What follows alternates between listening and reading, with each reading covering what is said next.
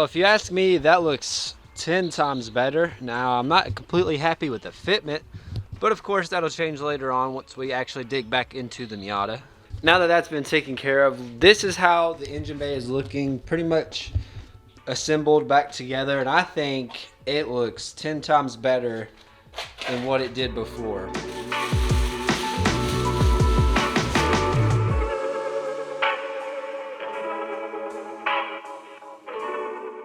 Well, it has been about 2 weeks since the last clip of the Miata, and that lip is officially fully broken now. But the reason it's been 2 weeks is because the past 2 weekends I've been trying to buy another car. I got burnt on 2 different deals. With a lot of these older cars in the used car market these days, it's just how it goes. But now we are back to actually take this thing apart. And here's the parts that we picked up. Definitely gonna wait to open these, but I got me a set of ARP head studs and I got me a new throwout bearing. On the bright side, I do have a deal lined up for this Tuesday. It's currently Sunday, so be on the lookout for a new video because I might be having another daily within the next couple days. With that being said though, we can no longer put off taking this thing apart. Today we have to take off the head of the motor because we have to redo the valve stem seals. And yes, I could probably do it with it on, but since I already have the motor out, the whole 9 yards, take it apart, refresh the head with pretty much all the gaskets that I have, and get it in tip-top shape. Hopefully this goes well because the last time I took one of these apart, it sat for about 2 years, so hopefully it don't happen again.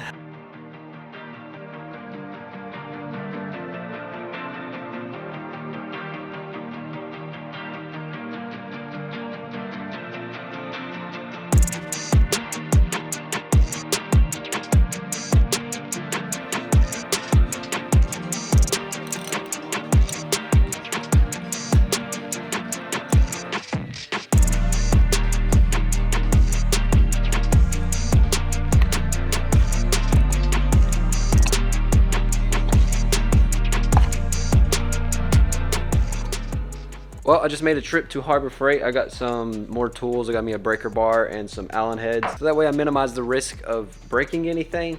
So I guess it's the moment of truth. Hope everything works out.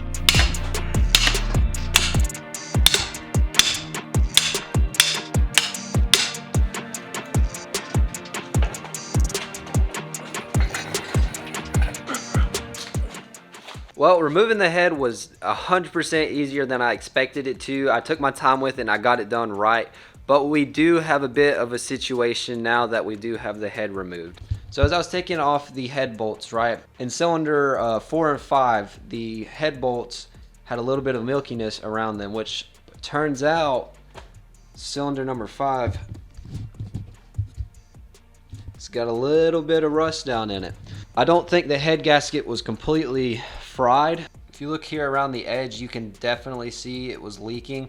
I was already going to replace the head gasket anyways because I took the head off to do the valve stem seals, so I didn't have to worry about dropping a valve, and it definitely ended up being worth it.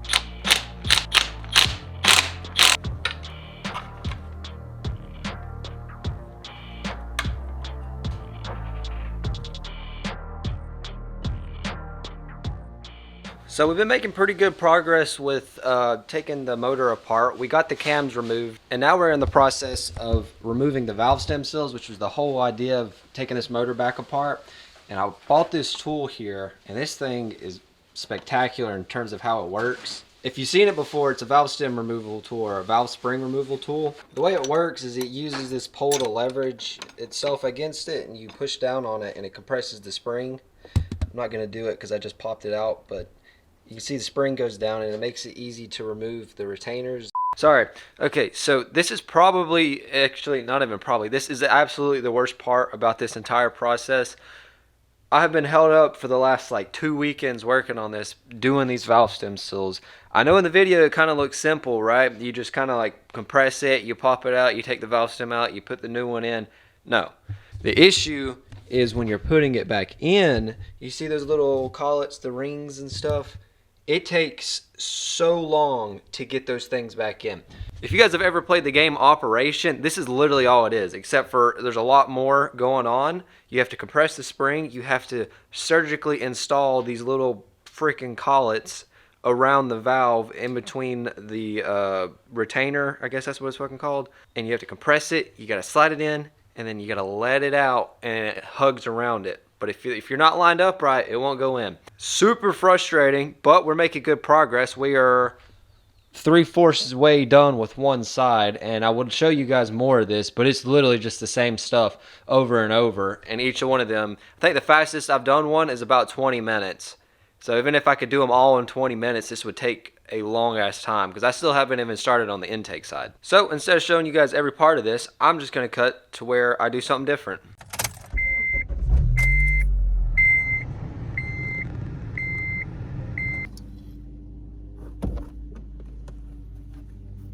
Thankfully, we have the head back, and this thing is looking immaculate. They did a great job. Obviously, it's a machine shop. You'd expect them to do so, but we got it tucked away in the 240 for right now. I've been in the process of trying to clean up this engine block, and I got most of the surface pretty good to go for the head gasket, but I did find another problem, and that is this piston right here. You can tell all around here, it's pretty, I mean, it's square, I guess, around the corner, and then it's pretty burnt, almost melted. So what I'm gonna do is just full send it and get it back together. So outside of getting the head back from the machine shop, this is gonna be the most exciting part of honestly putting this thing back together.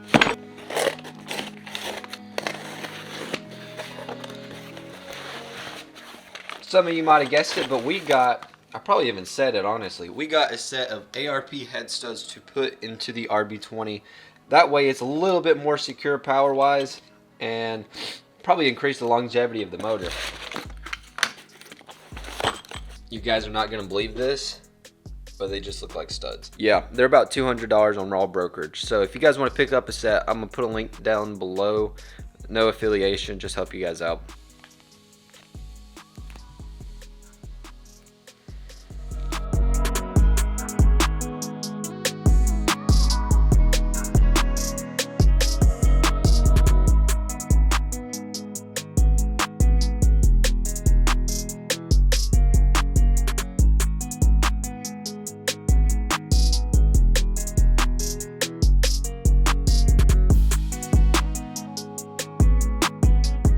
I'm honestly really impressed on how much the studs alone make this thing seem much more serious. Now, later down the line, once I want to have a little bit more power, maybe a little bit bigger of a turbo, we'll be alright to do so.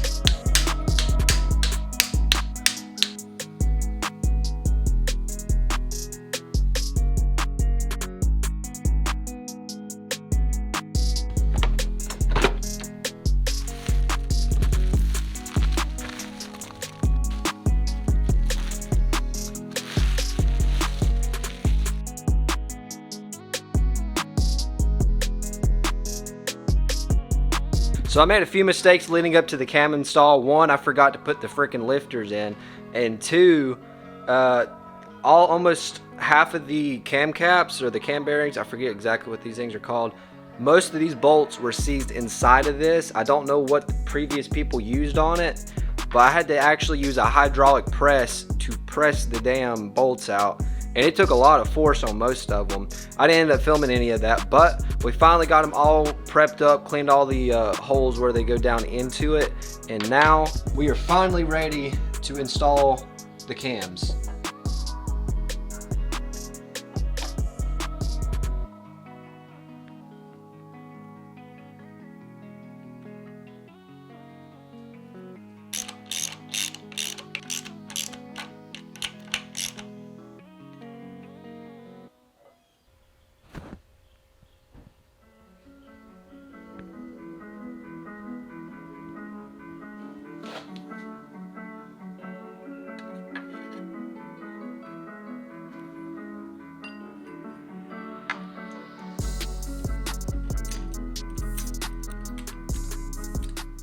So I made the simple mistake of installing the cams and not in any particular order. So I'm hoping I did not warp any valves. I ended up turning the crankshaft like 90 degrees after top dead center. So all the cylinders were at least halfway through their compression cycle. So I don't think anything hit. I didn't really feel like I was forcing anything except for a little bit on the exhaust side.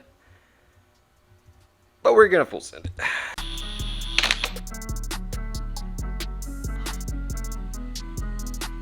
Well, as you can tell, the timing belt and the whole crank assembly turns over very well. Sounds like it still has good compression. Everything's lined up as it should. That means all the technical stuff is out of the way, so now it's just gaskets and valve covers, timing covers, and so forth. So hard stuff is done for.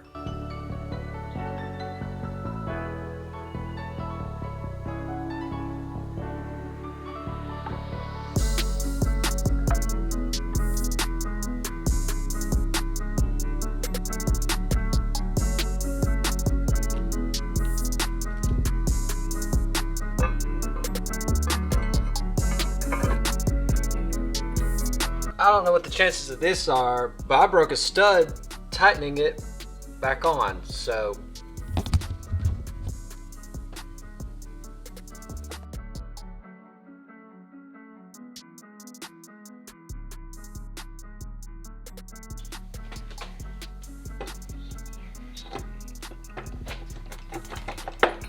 There we go.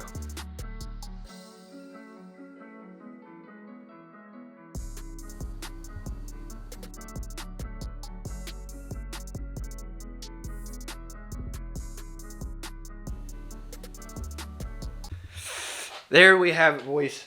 We finally got this thing back together after a lot of problems and a lot of things I've never experienced before. And if you made it this far, I just want to say thank you from the bottom of my heart. This video has been all over the place. I don't even know how this video has turned out to this point, but if you made it this far, thank you. And secondly, I kind of want to start ending my videos off on like some words of encouragement or some life lessons that I've learned recently. And this has been a big one considering it's taken me about 2 or 3 months to do. Not like full 2 or 3 months of work, but working on the weekends when I can and having the know-how to do it. Is that everything is a process. It's going to take time to get where you want to go. And I know it's easy to say, just trust in the process, but there's a reason that you're being delayed. There's a reason that it's taking longer than expected. And there's a lesson you got to learn to get to that point. That's pretty much all I wanted to say, and once again, thank you guys for watching this point, and I will see you guys when I get a new turbo for this thing. Deuces.